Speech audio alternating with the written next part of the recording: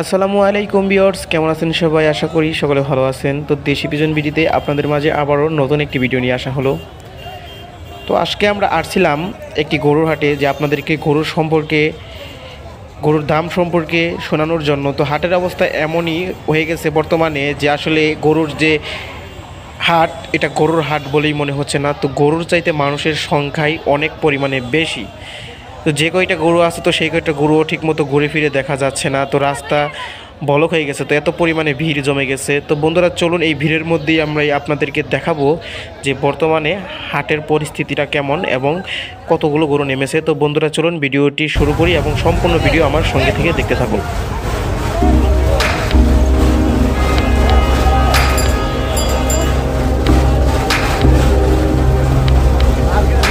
গাড়ি মধ্যে বই নামাই দিব।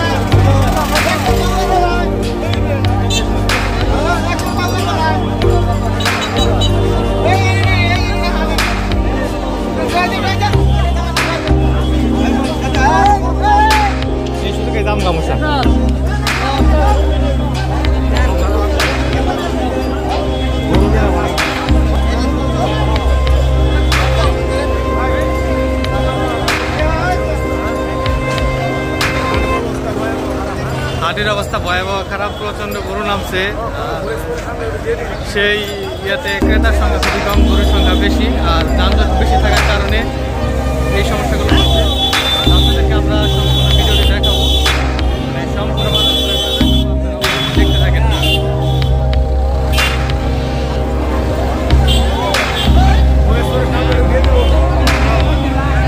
অবশ্যই আপনারা দেখতেছেন যে বিশাল বড় বড় গরু কিন্তু চলে আসছে এই হাটে। এই হাটে সব থেকে বেশি গরু আসে, আর এত পরিমাণে গরু নামছে যা বলার মানে ভাষা নাই। আপনাদেরকে বলে হয়তো বুঝাইতে পারবো না, অনেক গরু নামছে এই জায়গায়।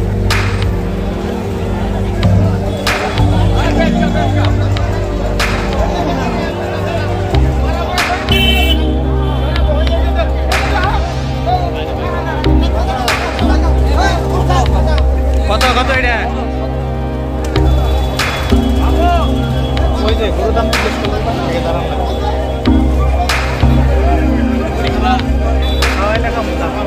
আমি খাওয়াই না না না।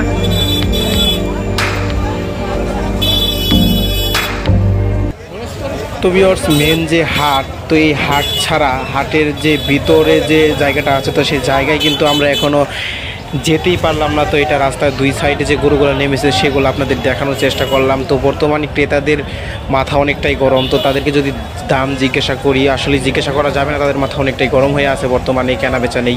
তো মেন যে হাটের ভিতরে আমরা ঢুকতেই পারতেছি না। তো রাস্তার সাইডের গরুগুলো এবং মানুষজন আপনাদেরকে দেখানোর চেষ্টা করলাম। আশা করি ভিডিওটি ভালো লেগেছে। যদি ভালো লাগে ভিডিওতে একটি লাইক দিবেন এবং চ্যানেলটিতে নতুন হয়ে থাকলে সাবস্ক্রাইব করতে ভুলবেন না।